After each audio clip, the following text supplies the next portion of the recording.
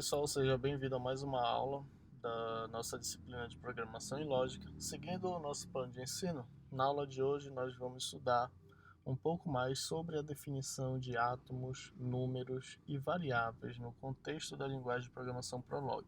Até a aula passada, nós já vimos que os nossos programas de computadores construídos nesse paradigma de programação, da programação e lógica, ele é fundamentado no que nós chamamos de base de conhecimento. Então, o nosso programa, ele nada mais é do que uma grande base de conhecimento que é formada por cláusulas. E nós vimos na aula passada que as cláusulas elas podem ser construídas de duas formas: a partir de fatos, que são indubitavelmente verdadeiros, e a partir de regras, que é composta pela cabeça e o corpo, e nós aprendemos que a cabeça está condicionada ao corpo. O que isso quer dizer? Que a cabeça só vai ser verdadeira, a cabeça da regra, caso o corpo também seja. O corpo de uma regra ele pode ser composto, utilizando os operadores lógicos de disjunção e conjunção, e para montar uma regra nós podemos utilizar os nossos tipos complexos, que são os nossos fatos e que vamos falar um pouco mais deles na aula de hoje, ok?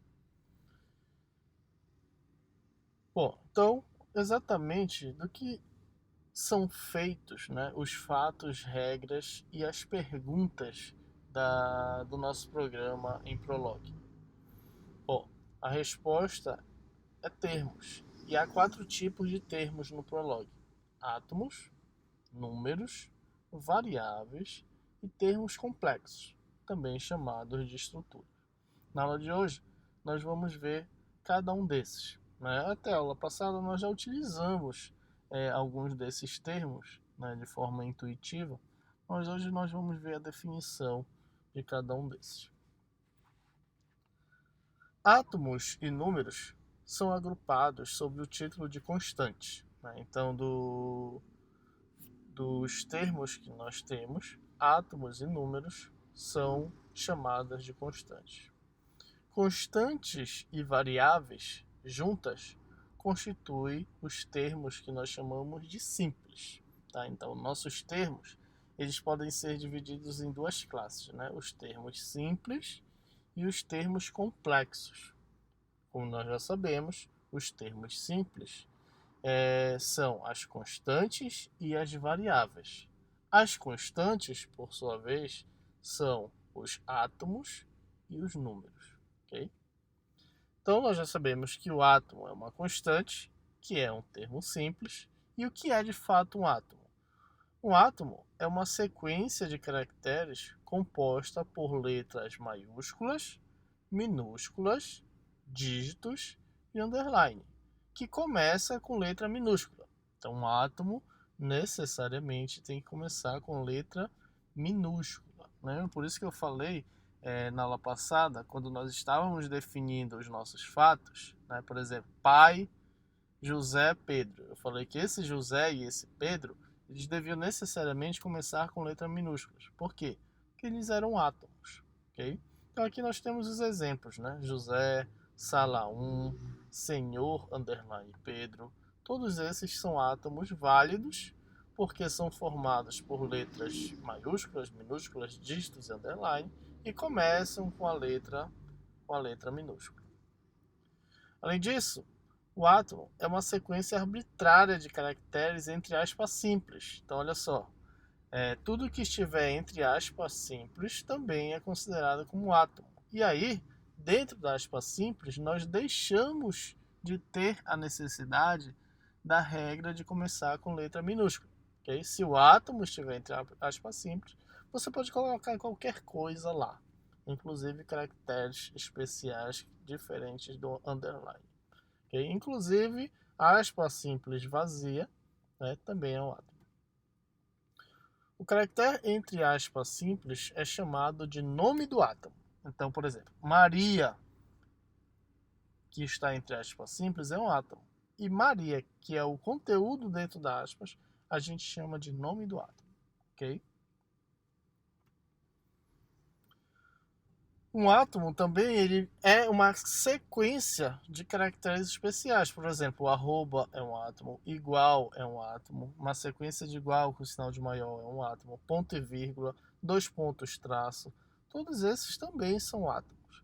Como nós vimos, alguns desses átomos, como por exemplo o ponto e vírgula e o dois pontos, traço, têm um significado pré-definido na linguagem Prolog.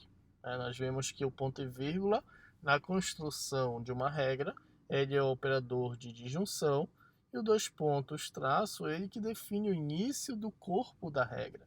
Então são átomos, mas com um conceito pré-definido para a linguagem.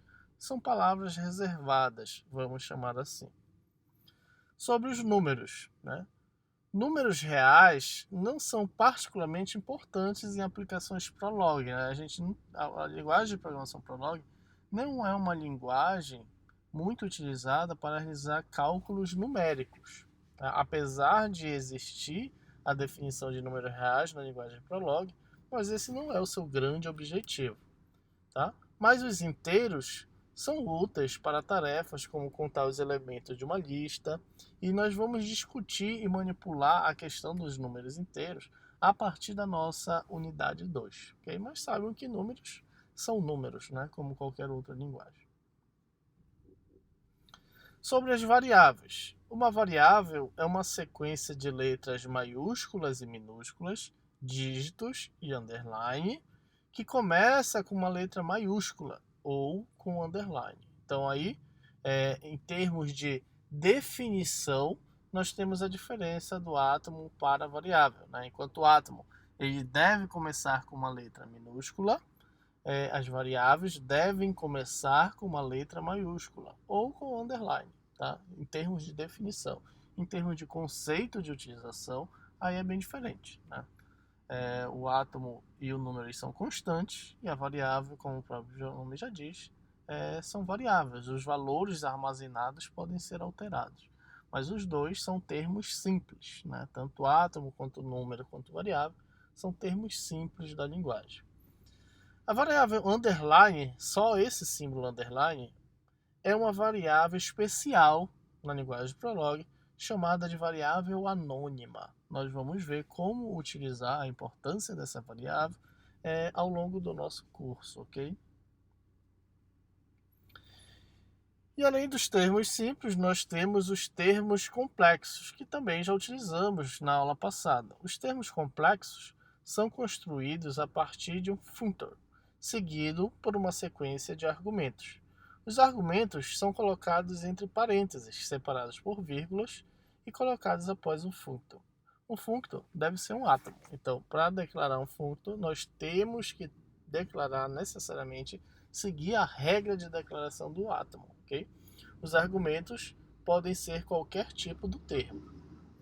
E esse functor, como nós vamos ver no termo complexo, ele nada mais é do que o que nós chamamos de predicado. Então, um predicado é um functor do termo complexo, ele deve seguir a regra de declaração de um átomo, e aí o predicado mais os argumentos, que aqui dentro pode ser qualquer termo, simples ou complexo, nós temos aqui o que nós chamamos de termo complexo. Esses termos complexos, na nossa base de dados, nós estamos vendo que eles podem ser os nossos fatos. E os fatos, nós já sabemos que é algo indubitavelmente verdadeiro dentro da nossa base de conhecimento. Mas observe que a definição do termo complexo ele permite a construção de termos muito mais complexos. Na verdade, ele permite manter o alinhamento de termos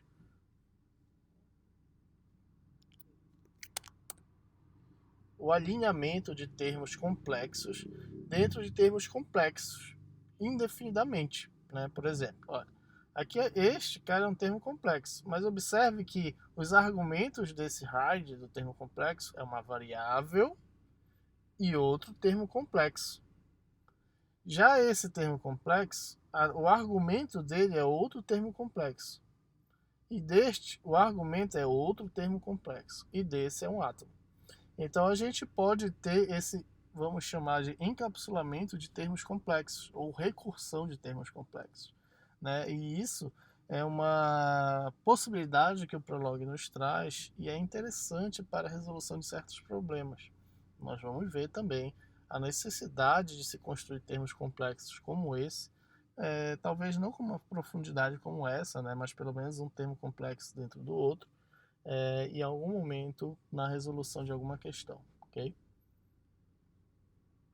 Entretanto, a gente pode também, e já fizemos isso, separar esses termos, né, para ficar com uma leitura um pouco mais amigável, não necessariamente deixar assim todos alinhados. A gente pode separar em diferentes linhas e isso melhora. Sobre os termos complexos, o número de argumentos que um termo complexo possui é chamado de aridade. A aridade nos permite definir diferentes predicados que utilizam o mesmo functor. Por exemplo, olha, love Maria Pedro, né? Então este love, este termo complexo, tem uma aridade igual a 2, e love Maria Pedro e Ana, esse termo complexo, tem uma aridade igual a 3. Quando nós temos essa diferença de aridade, então nós teremos, na verdade, dois predicados diferentes. Quando precisamos falar sobre predicados, e como pretendemos usá-los, né, é comum usar o sufixo barra seguido de um número para indicar a aridade do predicado. Então, nesse caso aqui, nós não podemos dizer que esta base de conhecimento composta pelas duas cláusulas, e essas duas cláusulas são fatos, está utilizando somente um predicado, o predicado love. Nós não podemos dizer isso. Na verdade, nessa base de conhecimento, nós estamos utilizando dois predicados, o predicado love 1 e o predicado love, desculpa, aqui está errado, o predicado love 2 e o predicado love 3. Por que isso? Porque esse predicado ele é um functor que está criando uma regra, né, um termo complexo com aridade diferente. Então, love 2 é diferente do love 3. É outra condição para quando o algoritmo do Prolog, o algoritmo Backtracker, que vai varrer as cláusulas da nossa base de conhecimento, vai considerar que isso são predicados diferentes. Tá? Então, não necessariamente para dizer quantos predicados nós estamos utilizando na nossa base de conhecimento, nós temos que olhar só para o functor. Temos que olhar para o functor e para a aridade do termo. Okay? Isso é uma informação importante. E aí, para terminar essa aula sobre termos, né, simples e complexos, eu coloquei aqui para exercitarmos algumas questões, tudo bem? Então vocês, nessa aula de hoje, vão reler isso aqui, né, estudar a questão dos termos, saber muito bem essas regras, e a partir de então resolver essas três questões. Na aula que vem, a gente corrige algumas delas, reserva as outras para a nossa aula online, síncrona de resolução de questões. E aí, até a aula que vem.